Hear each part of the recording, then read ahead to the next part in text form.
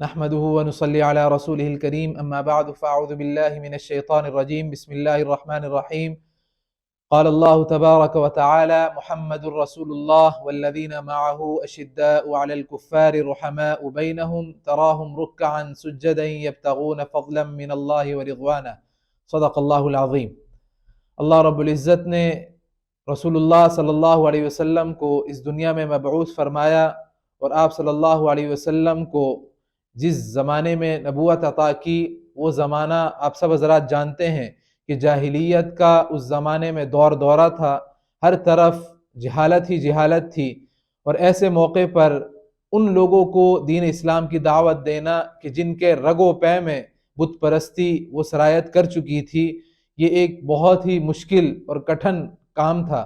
لیکن آپ صلی اللہ علیہ وسلم نے اس ذمہ داری کو شروع کیا، دین کی دعوت دین کی تبلیغ شروع کی، اور ابتدائی 3 سال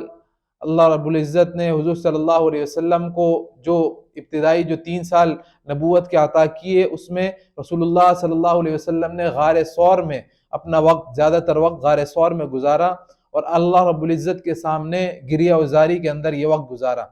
اور پھر جب دین کی دعوت وہ لوگوں تک پھیلانا شروع کی، لوگوں کو دین کی طرف متوجہ کرنا شروع کیا، تو جو سب سے پہلے بالغ لوگوں میں،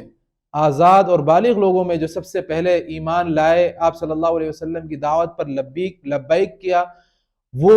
حضرت صدیق اکبر رضی اللہ تعالیٰ عنہ تھے۔ حضرت صدیق اکبر رضی اللہ تعالیٰ عنہ کو صدیق بھی اسی وجہ سے کہا جاتا ہے کہ سب سے پہلے تصدیق کرنے والے وہ آپ رضی اللہ تعالیٰ عنہ ہی تھے۔ اور آپ رضی اللہ تعالیٰ عنہ چونکہ آپ حضرات جانتے ہیں 22 جمادی الثانی آپ رضی اللہ تعالیٰ عنہ کی وفات کا دن ہے، تو اسی کی مناسبت سے کچھ کلمات آپ حضرات کے سامنے بیان کرنے ہیں۔ صدیق اکبر رضی اللہ تعالیٰ عنہ کی فضیلت کے بارے میں احادیث بھری پڑی ہیں، قرآن کریم کے اندر جا بجا آیات اللہ رب العزت نے آپ رضی اللہ تعالیٰ عنہ کی فضیلت میں اتاری، کہیں پر ثانی اثنین کہا، کہیں پر صاحبہ کا لقب دیا، کہیں پر محمد الرسول اللہ والذین معہ کے انداز سے اللہ رب العزت نے آپ کو پکارا، کہیں کس انداز میں کہیں کس انداز میں، اور ان تمام آیات کو نازل کر کے اللہ رب العزت نے اس بات کی طرف اشارہ فرما دیا کہ ہم نے اپنے محبوب کے لیے ان کا جو محبوب چنا، ان کا جو سب سے پسندیدہ شخص چنا، ان کا جانثار جو چنا، جو سب سے پہلے ان کے اوپر ایمان لانے والا شخص چنا، وہ ایسا شخص ہے کہ جو اس لائق ہے کہ جس کی تذکرے کو قرآن کریم کے اندر بیان کیا جائے، اور ایک مرتبہ نہیں کئی بار بیان کیا جائے۔ یہ صدیق اکبر رضی اللہ تعالیٰ عنہ کی شان ہے کہ جس نے آپ صلی اللہ علیہ وسلم کے لیے جس موقع پر جیسے جیسے وقت آیا، صدیق اکبر رضی اللہ تعالیٰ عنہ نے اس موقع پر رسول اللہ صلی اللہ علیہ وسلم کی توقعات کے مطابق آپ صلی اللہ علیہ وسلم کے لیے اپنی ہر چیز کو وقف کر دیا، چاہے وہ جان کا نذرانہ ہو، چاہے وہ مال کا نذرانہ ہو، ہر اعتبار سے اللہ رب العزت کی توفیق سے صدیق اکبر رضی اللہ تعالیٰ عنہ نے رسول اللہ صلی اللہ علیہ وسلم کے لیے ہر میدان میں وہ آگے بڑھ چڑھ کر حصہ لیا۔ اور یہ بھی آپ حضرات جانتے ہیں کہ ایک جنگ کے موقع پر حضرت عمر رضی اللہ تعالیٰ عنہ یہ فرماتے ہیں کہ آج یہ موقع ہے کہ میں صدیق اکبر سے آگے بڑھ جاؤں گا، اور اپنے گھر کا آدھا سامان لا کر میدان میں پیش کر دیا۔ صدیق اکبر رضی اللہ تعالیٰ عنہ کی طرف جب دیکھا گیا تو صدیق اکبر رضی اللہ تعالیٰ عنہ گھر کی دیوار کو ٹٹول رہے ہیں، تو پوچھا گیا کہ یہ آپ دیوار میں کیا تلاش کر رہے ہیں؟ تو فرمایا کہ میں اللہ اکبر، کیا عجیب اللہ کے رسول صلی اللہ علیہ وسلم سے محبت تھی، آپ کے ایک ایک اشارے پر اپنی جانوں کو قربان کرنے والے، اپنی مالوں کو قربان کرنے والے وہ صحابہ تھے۔ جواب میں ارشاد فرمایا کہ اپنے گھر کا سارا سامان میں رسول اللہ صلی اللہ علیہ وسلم کے لیے لا رہا ہوں، دیوار میں ایک سوئی لگی ہوئی تھی اس کو ڈھونڈ رہا ہوں کہ کہیں وہ پیچھے نہ رہ جائے۔ اللہ اکبر، آپ اندازہ لگائیں کہ کیا محبت تھی۔ اسی لیے تو اللہ رب العزت نے آپ صلی اللہ علیہ وسلم کے ذریعے سے وہ علماء فرماتے ہیں کہ بعض صحابہ وہ ہیں کہ جن کو اللہ کے رسول صلی اللہ علیہ وسلم نے جنتی ہونے کی بشارت دی، اور یوں تو عموماً سارے کے سارے صحابہ ہی رضی اللہ عنہم ورضوا عنہ کے لقب میں وہ اس آیات کے مصداق ٹھہرتے ہیں، لیکن رسول اللہ صلی اللہ علیہ وسلم نے 10 ایسے خوش نصیب صحابہ جن کو آپ صلی اللہ علیہ وسلم نے دنیا ہی میں جنتی ہونے کی بشارت دی، اس میں بھی صدیق اکبر رضی اللہ تعالیٰ عنہ کا پہلا نمبر۔ اور پھر صرف جنتی ہونے کی ہی بشارت نہیں دی، بلکہ آپ صلی اللہ علیہ وسلم نے اللہ رب العزت سے ان کا جنت میں ساتھ مانگا، اور اللہ پاک سے درخواست کی کہ یا اللہ جنت میں میرے رفیق وہ صدیق اکبر رضی اللہ تعالیٰ عنہ۔ تو یہ رسول اللہ صلی اللہ علیہ وسلم کی اس درخواست کو اللہ رب العزت نے قبول بھی فرمایا۔ ایک دوسری روایت میں آتا ہے کہ آپ صلی اللہ علیہ وسلم نے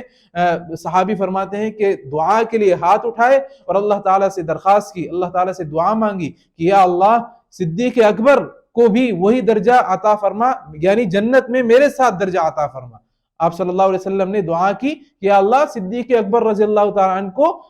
جنت میں میرے ساتھ درجہ عطا فرما۔ تو اللہ رب العزت کی طرف سے وحی کی گئی کہ اے پیغمبر آپ کی دعا کو قبول کر لیا گیا، یعنی جو درجہ رسول اللہ صلی اللہ علیہ وسلم کو اللہ پاک عطا فرما رہے ہیں، آپ صلی اللہ علیہ وسلم کی دعا کی برکت سے اللہ پاک وہاں پر بھی جنت میں بھی آپ صلی اللہ علیہ وسلم کے رفیق ان کو بنا رہے ہیں، اور جنت میں بھی رفیق ہیں، دنیا میں بھی اللہ رب العزت نے وہ رسول اللہ صلی اللہ علیہ وسلم کے پہلو میں ان کو دفن فرمایا۔ اور اس کے علاوہ ایک اور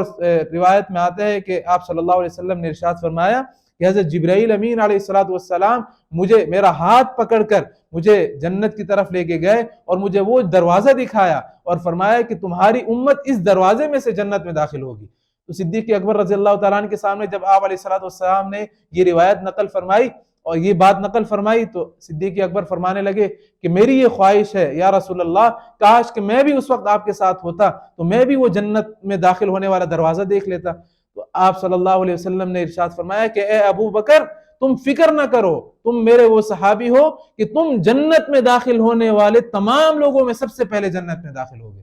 اور ایک اور روایت میں آپ صلی اللہ علیہ وسلم نے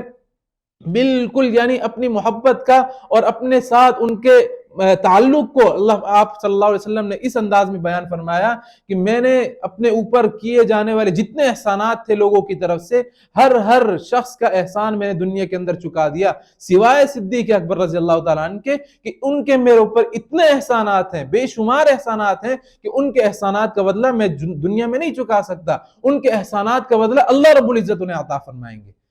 کتنا بڑا مرتبہ ہے، کتنا بڑا مقام ہے۔ حضرت ابو دردہ رضی اللہ تعالیٰ عنہ کی ایک روایت ہے، وہ فرماتے ہیں کہ میں صدیق اکبر رضی اللہ تعالیٰ عنہ، میں آپ صلی اللہ علیہ وسلم ہم چل رہے ہیں، چلتے چلتے آپ صلی اللہ علیہ وسلم نے مجھے آواز لگائی،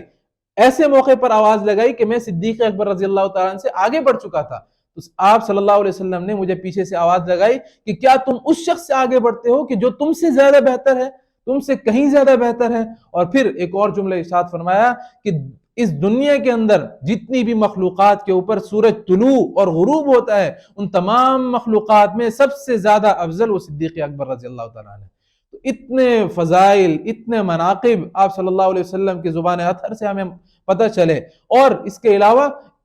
اتنے فضائل کے باوجود بعض لوگوں کا یہ رویہ ہوتا ہے کہ خدا نہ خواستہ نعوذ باللہ صدیق اکبر رضی اللہ تعالیٰ عنہ کے خلاف دل میں بغض، دل میں نفرت لیے بیٹھے ہیں، اور نفرت تو درکنار ان کے ساتھ توبہ نعوذ باللہ ان کو سب و شتم کا شکار کرتے ہیں، شکار بناتے ہیں، اور ان کو طرح طرح کی باتوں کا جو ہے وہ نشانہ بناتے ہیں۔ اللہ رب العزت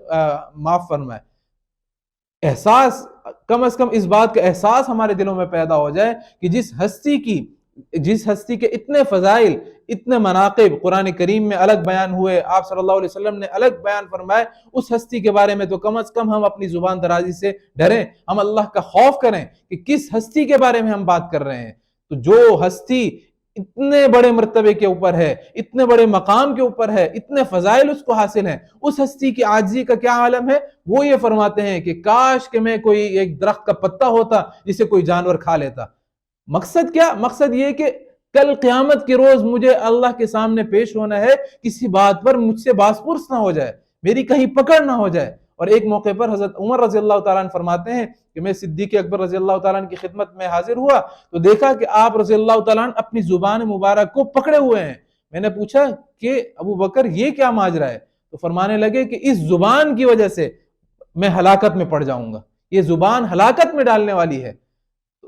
یعنی اتنا خشیت، اتنا اللہ رب العزت کا خوف، ڈر اور تقوی کا وہ معیار کہ جس کی بنیاد پر صدیق اکبر رضی اللہ تعالیٰ عنہ جیسی شخصیت اپنی زبان کے بارے میں ڈر رہے ہیں، آج ہمارا کیا عالم ہے؟ ہم دن بھر کی اپنی روٹین کو دیکھیں، اپنی زندگی کو دیکھیں کہ ہم دن بھر میں کیا کیا افعال انجام دیتے ہیں، اور ان کی بنیاد پر کیا ہمارے اندر بھی ایسا خوف، ایسی خشیت کیا ہمارے اندر بھی پیدا ہوتی ہے؟ کیا ہم بھی اپنے اعمال کو دیکھ کر ان کا محاسبہ کرتے ہیں یا نہیں کرتے؟ اور پھر اس خواب کے بعد، اس واقعے کے بعد فرمایا، صحابی فرماتے ہیں آپ رضی اللہ تعالیٰ عنہ کا انتقال ہو گیا تو ایک صحابی نے آپ کو خواب میں دیکھا اور پوچھا کہ کیا معاملہ ہوا؟